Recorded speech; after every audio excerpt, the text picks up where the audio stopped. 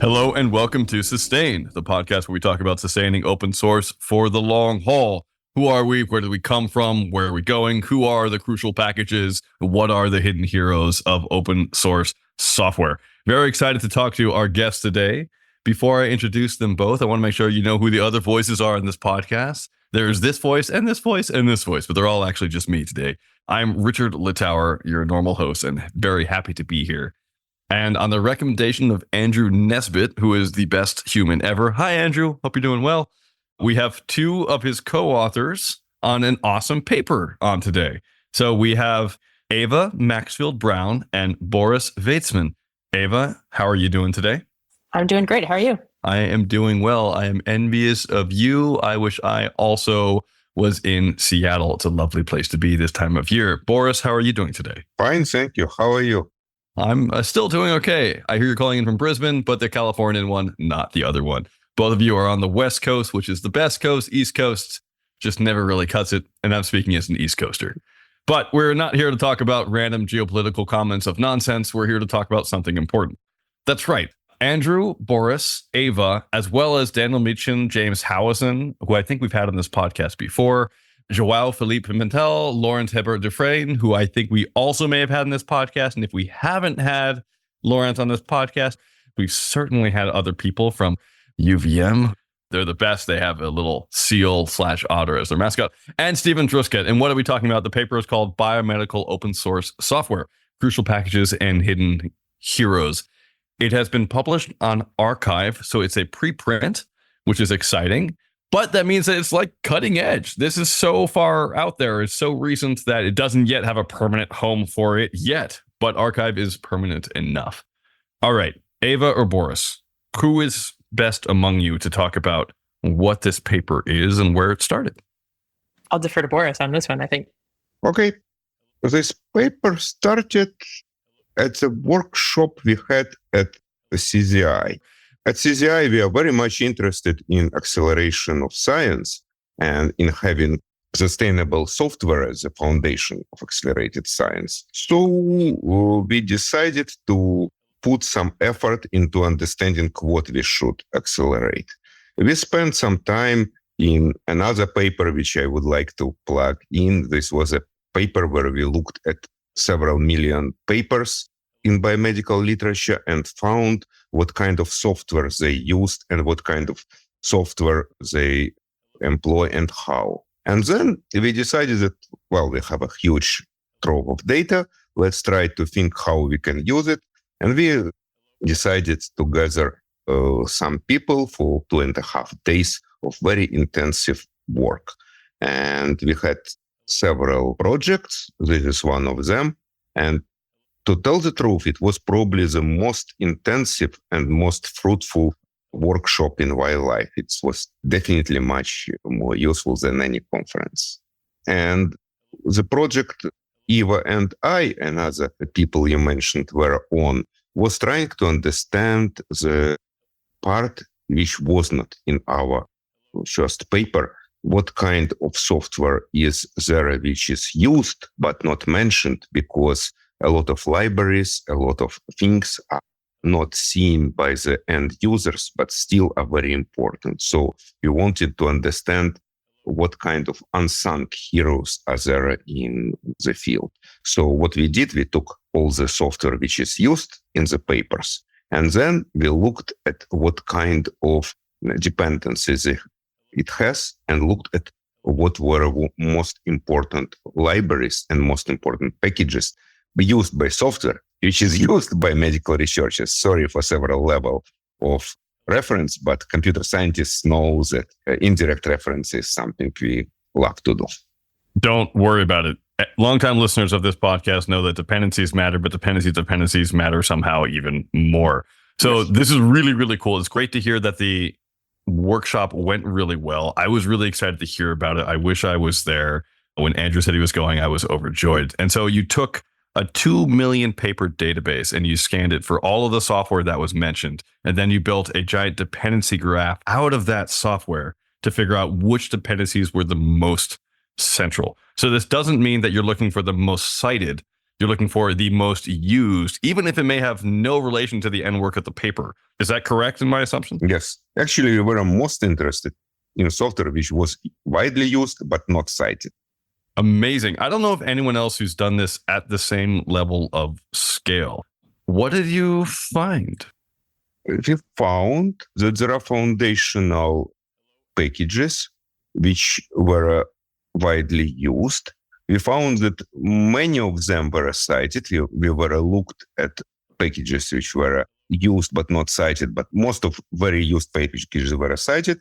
And we found that most of the used packages were foundational libraries for ecosystems. We actually looked at several ecosystems, R, Python, Bioconductor, and we found that foundational stuff like compatibility libraries, like I/O libraries, and so on, are those which are really fundamental. Even after we published our papers, there was this great debacle with XZ, you remember, and we understood that our paper actually has another dimension because compression library like I/O and so on are also fundamental and also overlooked and sometimes unsung. So another thing from our work was that there are things which should be looked into, should be supported, and maybe some vulnerability points because they could be attacked by malicious people. If I could jump in really fast. Yeah. I think one of the central driving theses, or at least research questions we had, is the kind of classic software XKCD, which is you have this giant stack of software and infrastructure that people in industry use, but also people in science use. And you might have this one seemingly small package that is maintained by one person in Nebraska, right? I'm sure in the show notes, we can probably link to this exact XKCD. I think many people know this. And in the paper, we directly call these Nebraska packages. What are the packages that seemingly are maybe undermaintained, but are not referenced or not mentioned in any of the downstream academic literature because they are somewhere up the stack. And I think there is some other interesting findings that we have not yet included, but for me as a maybe more technical, I love getting nitty gritty, was really, really interesting in terms of determining how to determine which packages were critical or not, right? And actually determining these sets of what are these Nebraska packages? There's a bunch of decisions that we have to make. So Yes. For those of the listeners that work in Python, Python is notorious for having extra installs, right? So you can say pip install this thing with this extra dependency set. Do we include all these extra dependencies or not? Or do we just include the base dependencies? And unsurprisingly, a lot of packages for developer reasons include a test extra, where it's if you're a developer, you say pip install this package name and then bracket test. And if you include that, the most critical dependencies are the same common set of testing dependencies, unsurprisingly. And there's this little bit scientific, maybe ethical question of well, they obviously matter to the upstream developers, but they may not matter to the downstream scientists that use these pieces of software, right? So for one audience, they are highly critical. And for another audience, they may not be as critical. And so I think there was a lot of decision-making that we had to do to determine exactly what set to include, the decisions of how to kind of partition these out. And I think one of the more interesting analyses that I think is maybe hopefully still going to kind of keep going and work itself into a larger paper, moving on from our preprint, is kind of this finding differences between these sets to say for a different audience, these might be the Nebraska packages. And for this audience, these might be the Nebraska packages and so on. Just because so many people work on all these pieces of software and ultimately different use cases just lend to different criticality. Yeah, I would say that I'm coming from biophysics. I did a lot on biophysics. And when you look at the functioning of a cell, organism, you have so many different pathways. And what is critical for one pathway might not be critical for another pathway, and so on. And the complexity of the system is overwhelming sometimes. I have so many questions. What I'll start with is we talk about useful for some developers upstream, but not useful downstream. I really like that. That's something we haven't heard on this podcast very often. Right now, the overwhelming majority of conversations around open source sustainability that are happening in corporate conferences and on the media are related to this weird concept of security. This idea that you need to keep your dependencies in line, that they're part of a large ecosystem, and that if one of them goes down, the lights may turn off in your house and you may not get your bank loan, et cetera, et cetera, et cetera. Bad things can happen. Bad things. Let's fix that. To what extent do you think security is similar, where it matters for some people but not for other people? Is that something that this paper shows?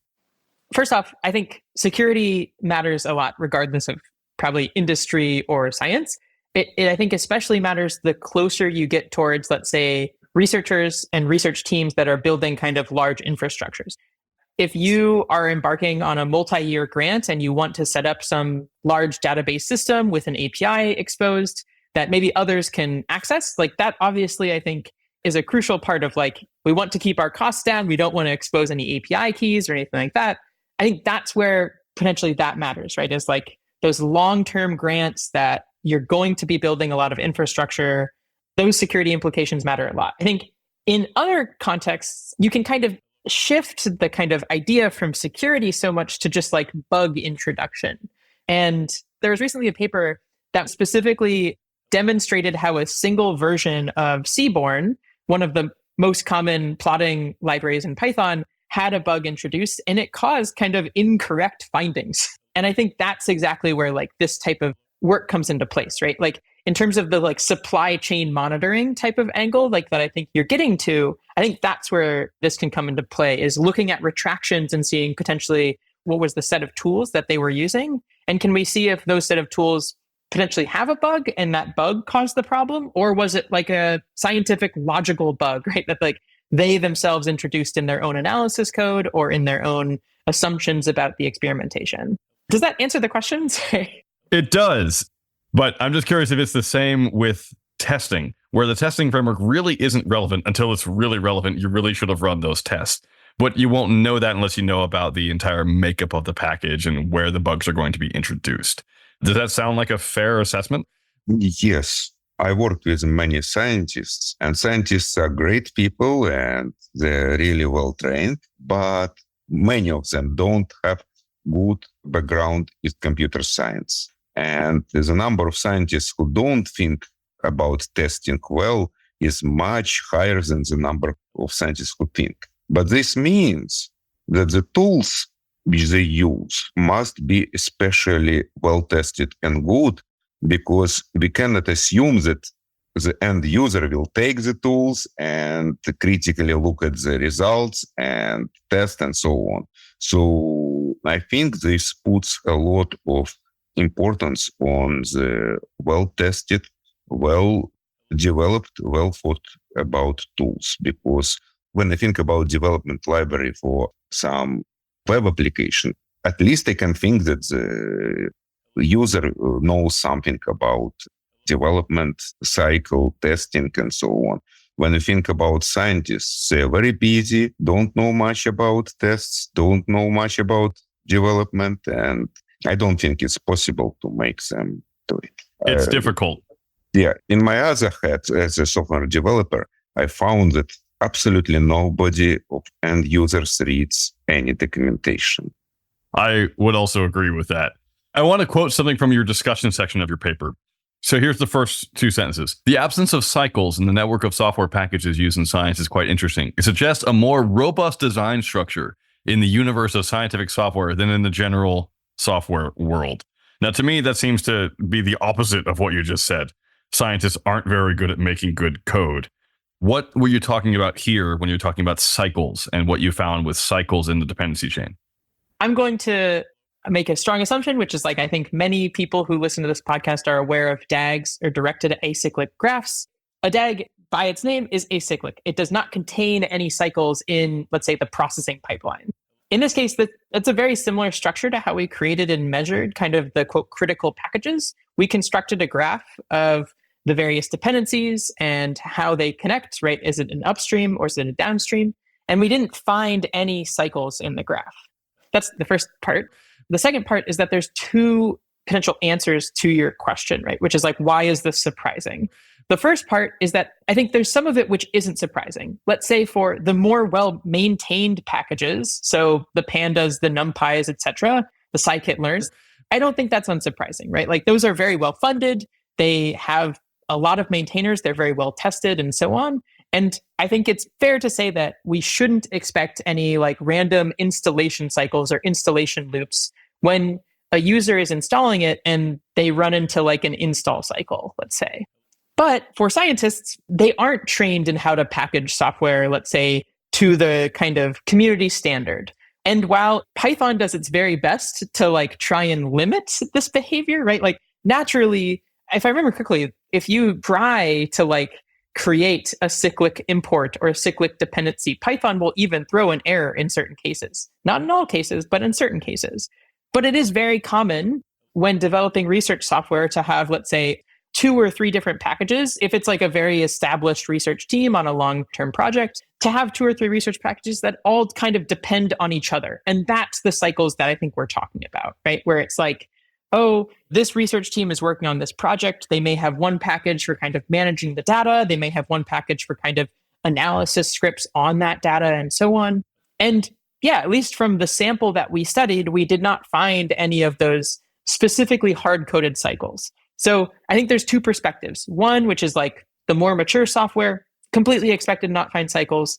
The software that comes directly from scientists, it is a little bit surprising. I think that shows that while scientists may be, at least from other work, have been shown to like not have the best software development education or software development practices, there are still some like good practices in place just by like the systems in charge, right? PyPy is checking this, Python is checking this as best as possible, even if we know that like the software isn't pushed or something properly and it's trying its best to handle it. Basically, scientists might not know a lot about development, but they're really smart. All 3 of us are scientists, so we probably are not the most objective assessment, but that's okay. It's also important to note that things like cycles are caught by software, which tells you can't use a cycle, which was itself a decision made at some point by someone who was awesome. Someone coded that into PyPy and said, maybe we shouldn't have people ending up in recursion hell. Maybe we should solve that problem by just saying you can't do that here, which is great. Speaking of awesome people, in this paper, you're really focusing on this one term, which is Katz centrality. And I'm pretty sure this refers to Dan Katz, who is also amazing. And we've had him on this podcast as well, coming out of University of Illinois, Champaign-Urbana. Can you tell me what Katz centrality is, though? Because I'm unaware of that. Is this a lot of cats in a single place or something else? I think it's a different Katz because it's a Leo Katz who introduced centrality in 1953. I think we have a very good Wikipedia page about Katz centrality. Let me put it in chat. Quick aside, we've also okay. thrown in the Wikipedia for DAG, or directed acyclic graph. So if you want to check those out, DAG, just go and do that. Suppose you have a graph, dependencies graph and so on, and you want to say that this node is important somehow. Obviously, it depends on your definition of importance. The early success of Google is based on the fact that they understood which web pages are more important in the graph of links and found this page rank centrality, which allowed them to put the most important pages on the top of the search. Unfortunately, right now, it's not as good as it used to be because a lot of people spend a lot of time trying to make it worse. Depending on the way you think about your graph, you might have some different definition of centrality and different ways of algorithms to count, to find which vertex, which node is the most important. And in our paper, we discussed several, and we put some arguments that Katz centrality is something which is close to what you want to measure. And another thing, when I was a student, I was told that real physicist is the one who writes equations that they could solve. The nice thing about Katz centrality is that something which is close to you wanted, and we could calculate it in real time during this workshop. So with the 2 factors made this version. But other things like page ranks and others exist. In many cases, they give this close results. In many cases, give different results, but they all try to quantify our intuition about which node is the most important in the graph. That's really useful. Thank you. I think from there, I have a different question, which is scary. And this is a paper that was made at a workshop by invited participants by the Chan Zuckerberg Initiative. That's what we mean when we say CZI. And it was really awesome to see you do this amazing work on these three large data sets. Well, large data sets of papers, looking at the ecosystems from these three large ecosystems, looking at millions of open source packages, kind of like the work that Andrew Nesbitt does with ecosystems. And you have these amazing discoveries around, yes, there are really important nodes. There are really important dependencies. And then you have a discussion section where you have 10 points being very good scientists saying, but, and asterisks, and exclude this bit. And no, we only tested here. And then you have a conclusion that's a couple of paragraphs, 3. And it's talking about, we think there's other future work. And I'm wondering, where is the advice to people for what we should change? How can we make this better? How can we support these dependencies? Where do I go from here? Now, those are a lot of questions, but they're all kind of open-ended. But I'm just curious, did I miss something, or is that coming in the next paper? I'll first say, I think one of the bigger future work things, and then I'll get to kind of, I think, where we're going. So I think one of the bigger future work things and discussion points and asterisks, as you said, is that I think all of us over the course of the hackathon/workshop hosted by Chan Zuckerberg was basically that while we were constructing this graph of dependencies, we noticed that a lot of the dependencies that we had, as they related back to the actual mention in a academic paper, were linked to or were matched to the wrong ecosystem. So as much as we think that our created and our constructed graph was decently accurate, we did find and we know of some errors, right? So I think the best example is where, let's say, we were parsing a bunch of papers, we found a mention for a piece of software, and when we looked up that piece of software, there did exist that piece of software in CRAN, which is the kind of R package ecosystem. But actually, like that package probably, from the context of the article, probably isn't the correct version. It's actually a C library, right? Like stuff like that, where it's, we found a mention, we found a match to an ecosystem, but ultimately that ecosystem might be incorrect. And that, I think, is one of the biggest pieces of future work, which is a better kind of ecosystem matching algorithm, or at least like better detection of, is this the correct ecosystem or not? With that in mind, I think there's a ton of directions, right? Like, first, some of us can directly try and work on that problem. Some of us can keep working with a decently accurate graph, but scale it up to include more articles, specifically, I think, to include more domains. So right off the bat, all of this work was primarily biomedical. And there are plenty of other domains that we could look at this same problem for and investigate. I think one of the key examples for me is that like biomedical does use a decent amount of imaging data. If you think about like microscopy, which is like the images that come off a microscope, packages in Python and in CRAN and in R, those packages for biomedical might naturally tend towards those imaging environments or those imaging packages. But packages for political scientists and economists are probably much more tailored toward text data, right? Or something like that. And so I think looking at different domains or expanding the number of domains covered is, I think, a big area of future work as well. There's other stuff. I don't know. I'll let Boris jump in if you have other ideas. I think all of us on the paper are working on probably one or two areas to like continue this work. For me, a very interesting thing is how to increase our impact of an intervention. What I mean, there are lots of funders which give money to certain people. So a good question is, if you have limited amount of money, to whom you should give it? Besides money, there is such thing which is not very much measured as prestige, as respect, and so on.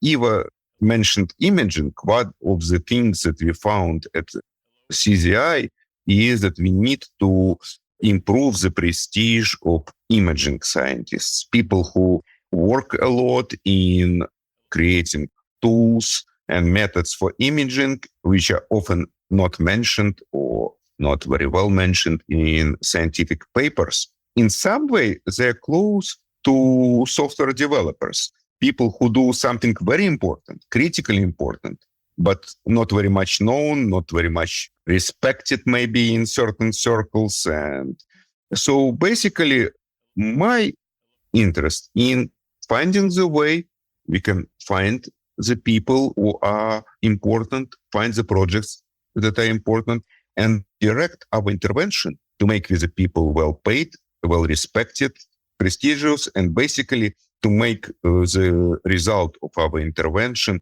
as big as possible. I'll tack on one thing there, which is like impact measurement, but also I think that can be seen in kind of two different lights of like the impact in developing the software and like what credit you get as a developer.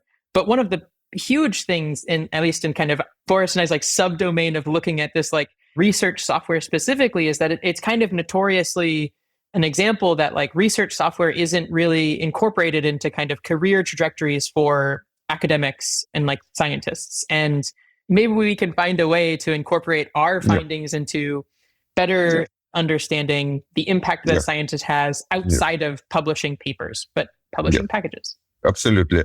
Again, at CZI, we found that a lot of things could be done if we think about careers of imaging scientists and how we can make it more natural in the scientific world.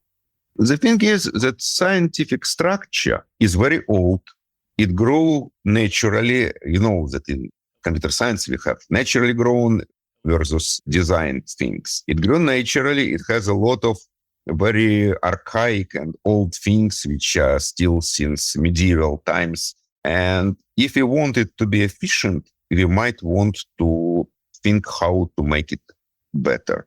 And to make it better, we need to first understand how it works right now. I feel like I should be speaking in Latin to adequately answer that question.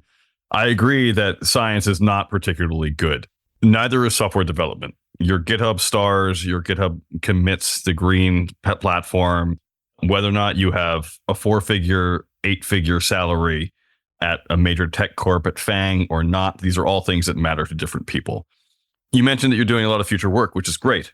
How are you going to map dependencies to people? Is there a personal universal identifier that you're using to understand what people are actually working on these packages? Are you using Git commit logs? In what way will you find out which people are there? And then do you have any insight into how you're going to track the motivations of the people who are working on these packages, which aren't listed explicitly anywhere most of the time?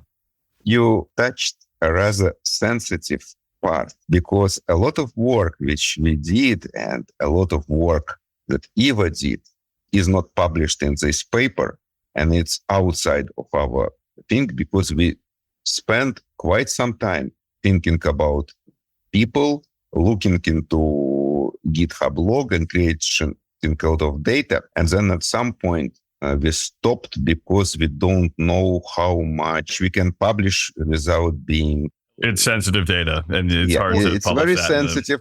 And it's, on one hand, when you think about things like publications, you can make a database of authors, because when people publish their papers, they know that they want to be mentioned. When somebody makes a GitHub commit, can you assume this? I don't know. So we have very interesting data. We looked at it. It's there, but we still don't know how exactly we want to approach it and what we can do with it. I'm very excited you asked this question. And I think Boris maybe teed me up perfectly.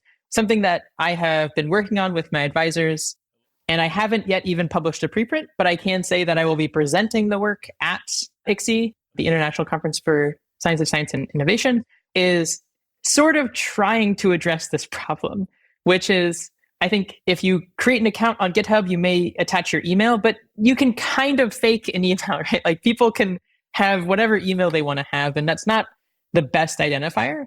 And I think at least in the scientific kind of world, in the academic world, we do have pretty good systems for tracking the contributions of any kind of academic individual. I think the most well-known is probably ORCID or ORCID.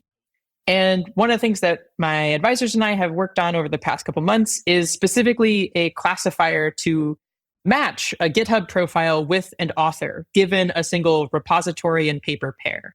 So at the very least, right, we can say like, we know that this repository, like this analysis script repository, is directly related to this academic article? And can we try and match up our authors with the developers, which would in turn give us kind of an ORCID for a GitHub user? I also have to give a shout out that like right after we kind of finish this work, GitHub also allows people now to add to their profile an ORCID directly to their profile. So now using this work, one of the things that we're going to try to do is also measure the uptake of that, right? Like from our data set, how many scientists that we know of are actually putting ORCIDs on their profile / how many can we just find ourselves because we created a linking system through this classifier. Granted, I think our classifier is really good. We achieved like 96% accuracy, but there's still that 4% that is missing out. But at least for our kind of purposes, I think that's really, really good at getting a first shot at connecting people to some unique ID to kind of track their repository contributions or their software contributions. It's absolutely great, Eva. We must meet during the conference and spend some time talking about it. It's something which I am absolutely interested in. Likewise, super, super cool. I was thrilled to associate my ORCID with my GitHub. It's really happy to be there, even though I barely publish anything at all. So you two probably have good insights into this next question, which is that CZI has a mandate to look at the biomedical research because it's out there to help solve some of the major biomedical issues of the world. Because the way that our economies currently work is we structure a lot of money towards single individuals who then get to build foundations that solve a problem that they're interested in. And Chan Zuckerberg is interested in this. That's great. It's a small subset of the world that we're working on. We're working on academic literature in these three ecosystems, R, Python, etc. That's great. That's cool. It's not everything. Do you know of similar studies that have been done at a similar scale that talk about the centrality of software packages? Or is this the best insight we have right now to understanding what it means to have a sustainable ecosystem of open source software that we can track and look at? Are you the cutting edge, or is there someone else I should also be talking to? Boris, if you know of a better paper, jump in. The only paper that I think I know that maybe gets close to this type of work, and again, there are plenty of papers. I always need to keep reading more, but I think it was from 2015 maybe that took a seemingly random sample of GitHub at that time, right? So to be fair, GitHub has grown immensely since 2015, but they took a random sample of kind of repositories and developers from 2015, and they created basically a co-development network to try and find the kind of most connected developers in the kind of GitHub sphere. So again, to my understanding, back in 2015, GitHub was huge for the Ruby community, specifically Ruby on Rails. And so a lot of what they found was like Ruby on Rails developers are like the most influential people in GitHub. But again, I think I have to time bound that and say like 2015 is a very different time. I think most people have kind of shifted over to Go or to Python or Rust or C++, other languages. And so I think it'd be interesting to kind of do that study again for insert current year here. But I don't know of specifically looking at kind of academic dependencies or even more general software dependencies. I'm sure there's something out there, but I don't know. There is a huge literature about scientific citation network, about centrality in citation and so on. But as far as I know, there is not much about dependencies here. And it's very exciting to do something on the cutting edge. And there's also been cool studies I'm remembering now based on arXiv itself, which is where this paper is pre-printed and where you can go read it today, listeners. And you totally should. It's a short paper. It's a preprint. It's not a 12-tome monograph written by a 13th century monk with a weird Latin name. Although that would also be cool, and I am down to read that paper if you find it. But definitely, there is other sort of work going on, but this is an exceptional paper and unit of work in itself for what it shows us. It doesn't show us a lot about how to make those dependencies a whole lot better, but that's okay. We have to leave some work for other people to do. So thank you so much, Boris and Eva, for doing the work that you have done today. We are running up on time. So while I have more questions about what we can do and what other asterisks apply on this paper and so forth, I think we should wrap it up here. Is there anywhere where we can continue to watch and follow both your work and the work of your co-authors on this paper? I know CZI has a GitHub profile, but where are the cool discussions happening? Are they on Mastodon? Are they in Blue Sky? What's going on? I kept saying this at the hackathon was like, I think this was the first time that I've seen like everyone in one spot where I like read all their papers and I get to like actually talk to them. So maybe Twitter in certain parts of Twitter. But even then, I think, honestly, there's just a few conferences that probably everyone goes to and talks. Sadly, it's a pretty small community. So I think maybe at best, we probably just email each other, which kind of is not the best answer, I'm sorry to say. No, that's okay. In that case, what are your emails? Where can people read about your blogs on the internet? Do either of you have social media accounts? Share them now. Unfortunately, Twitter is not as it was, but I'm still there at obvious handle Boris Veytsman. You can find this on Mastodon at Boris Veytsman at sfba.social. And I try to publish whatever I think about and preprint servers there. I think I'm decently active on Twitter, maybe. My Twitter is Eva Maxfield B, so you can find me there. I try not to keep all of my papers on my website, but you should feel free to visit my website as well. And I think maybe most interestingly is all of the work that I do, or at least 95% of the academic work that I do, is just open source on GitHub. So if you just want to see like what I am committing on a pretty daily to weekly basis, you can just probably go to my GitHub and look at what I'm committing to. Awesome. Thank you so much. Those links will be in the show notes. You can also go to github.com/chanzuckerberg/software-impact-hackathon-2023 to see some of the papers that have come out from this awesome workshop. And if you have any questions, feel free to contact Eva or Boris or any of the other co-authors, Andrew, Howison, etc. They're all amazing people. Boris and Eva, thank you so much for coming on. Don't leave yet. We have another part of the show called Spotlight, where we highlight people, projects, or Kansas Cats dependencies that we feel just need a little bit of light shed on them. Historically, the host goes first. So my spotlight today is going to be Deirdre O'Connor Smith, because she first taught me how to connect as a human as one of my best friends in high school. She has since gone on to get her PhD in, I believe, artist in Serbia in the 60s, for which she learned the language. Might have been Croat or Slovenian. It'll be in the show notes. Deirdre, you're just really cool, and I wish you the best all the time. Eva, what is your spotlight today? I think my spotlight is probably the person that introduced me, or at least guided me a lot in research software, specifically for biology. His name is Tally Lambert, and I'll link his GitHub or Twitter or something. He's a neurobiologist and microscopist at Harvard Medical School, and he is very well known for building and maintaining a lot of the Python software for computational biologists and computational microscopy. Amazing. Boris? I would like to put spotlight on my absolutely incredible colleagues at CZI and Chan Zuckerberg BioHub. And I would like to spotlight something which is completely different from this work. We just finished a very interesting paper about the way that influenza viruses move inside people's nose and how it works.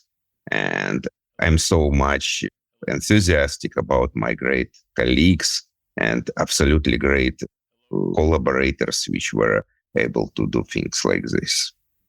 Amazing. Thank you so much. You know who I'm also enthusiastic for? You, oh listener. That's right. I'm talking to you. Thank you so much for listening to this podcast. If you enjoy this podcast, there are many awesome things you can do. First, go to opencollective.com/sustainoss and please donate. This is not funded by Good Thoughts and Happiness or prayers, but actually by living people. So if you'd like to have this work continue, it'd be great to have some more funds to be able to continue editing this podcast. Paul is the best. Second, go to our discourse at or you can go on our Blue Sky or Mastodon or LinkedIn or on the Open Collective Slack if you want to talk to other people in the flesh. If you want to email the host, me, email us, podcast@sustainoss.org. Happy to take suggestions for other people to talk to, or just thanks, or I guess ill wishes. If you want to send me hate email, no one's done that, but my email inbox is empty, so feel free. That's right, that's just the joke I get to include for those of you who listen to this part of the podcast. And with that, thank you so much, Eva, Boris. It was great to have you on. I really enjoyed this paper. I really wished I was there in October if that wasn't already completely evident. And it's just awesome work, and I hope it continues to blossom and grow cool stuff. Thank you so much. Thank you for having us here. Yeah, thank you so much.